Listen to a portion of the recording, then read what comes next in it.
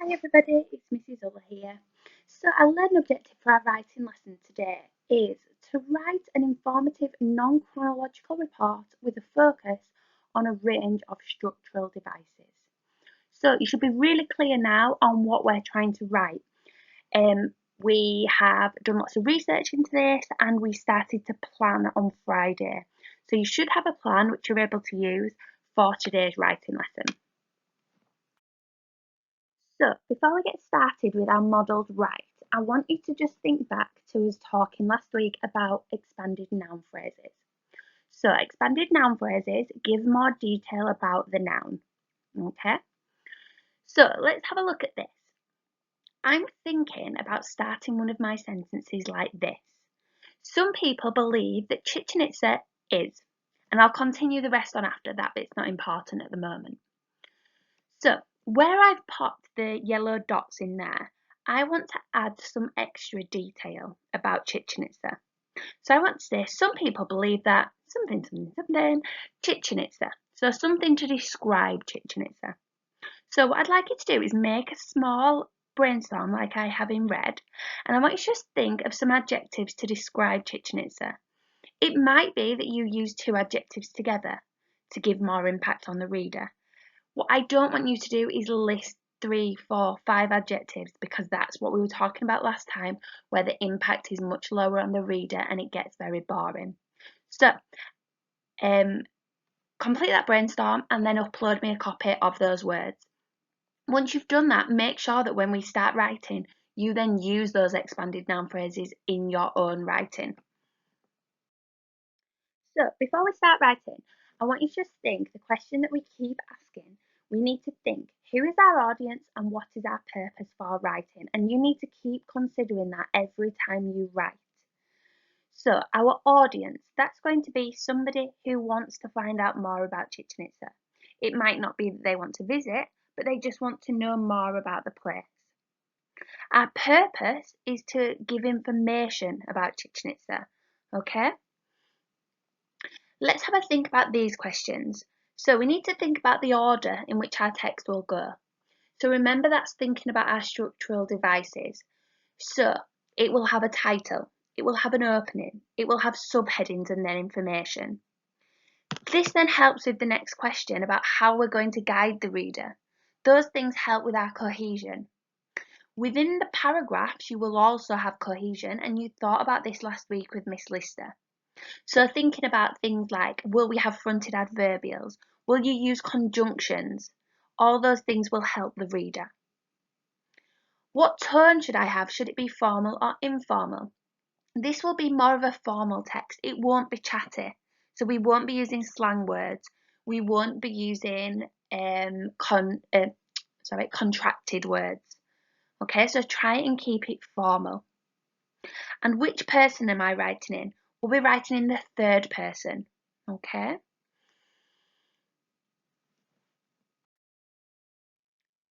So we need to keep going back to our success criteria.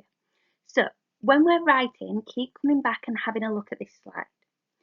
So the first thing on there says it needs to be informative and not persuasive. We've already spoken about that, okay? So you're giving information, you're not trying to persuade them to visit. We're going to use parentheses to add detail, so you need to think, am I going to use brackets, which we will practice in on Thursday? Could you use dashes or commas instead if you're trying to vary your punctuation? We can use a range of punctuation. So think, could you use a colon or a semicolon? Okay, really focus first on that basic punctuation that I'd want to be seeing full stops and capital letters used correctly. Conjunctions. So think, are you going to be using any coordinating conjunctions like and, but, so? Or are you going to be able to use some subordinating conjunctions? So thinking about using because, although, however, if, when. Using expanded noun phrases, which we've spoken about earlier in this lesson. Using formal language, okay, so remember it won't be chatty.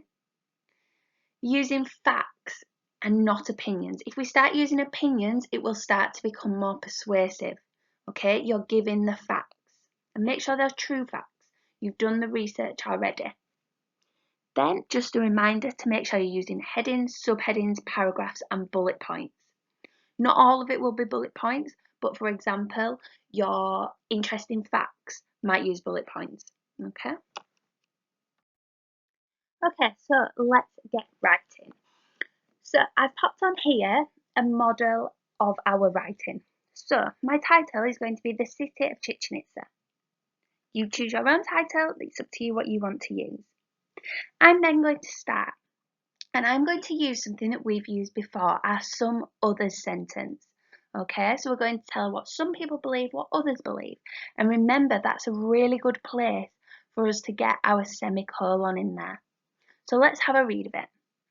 Some people believe that the wondrous Chichen Itza is a mythical location filled with awe and wonder. Others believe it is an enchanted historical site. So let's have a look at what's in that sentence. We've got the word believe. That's one of our year 3-4 words. So if you can try and get that would be wonderful. We've then got wondrous Chichen Itza. So we've got our expanded noun phrase in there. We're describing Chichen Itza. We've also got mythical location. We've then used our semicolon between our some and other sentence. Remember, a semicolon can be used instead of but. Okay, so you could use in there, some people believe that the wondrous Chichen Itza is a mythical location filled with awe and wonder, but others believe it is an enchanted historical site. So whether you're trying to use a conjunction or a semicolon, you can still use one of those sentences. Let's look at the next sentence. However, it is definitely known that the site was home to the ancient Mayan civilization. Okay, so in that sentence, we've got our however. Because that's a subordinating conjunction, we use a comma after it, and you'll notice that's in red. We've then got ancient Mayan civilization, another expanded noun phrase. Okay, so within those two sentences, I've managed to get in there a year 3-4 word, expanded noun phrases, different punctuation, which is a semicolon, and a comma with our subordinating conjunction.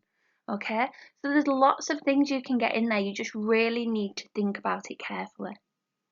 So what I'd like you to do today is get your title down, which you should have in your plan, and then write your opening. Think really carefully about what you want to get in there and refer back to the success criteria. Okay? If you've got any problems at all, you're not sure how to use something, just pop me a message over on Edmodo and I'll get back to you and give you an example. In the next slide is about proofreading, so please read that slide and listen to me before uploading your paragraph. If you do feel you want to write a little bit more, you can move on to the next paragraph. However, really focus on that writing, okay? Don't just rush through it. So remember that before we upload, or when we're at school hand in our work, we must proofread it. Okay, so when we're proofreading, we use our cups. So you need to go back through your paragraph of your opening and you need to check for capital letters. Mayan should have capital letter. Chichen Itza should have capital letters. Okay, remember those are names of places. Okay, so make sure they've got a capital letter. Understanding, remember we read our work through, you might want to read it aloud to help you with this, and check that each sentence makes sense, check there's no missing words. Punctuation, first of all check that all your full stops are in there. Then check if you've used anything else correctly. Spellings, okay, if you're at home and you don't have a dictionary, remember you can just Google it, okay, and double check all of your spellings. Also, before you hand it in, make sure you've checked against success criteria. You might not have done everything on there at the moment because remember we've only written one paragraph. But just check, have you done the things that you could have done? Well done Year 6, you'll have worked really hard today doing that. Tomorrow we'll be writing the next paragraph, okay? So I'll speak to you soon.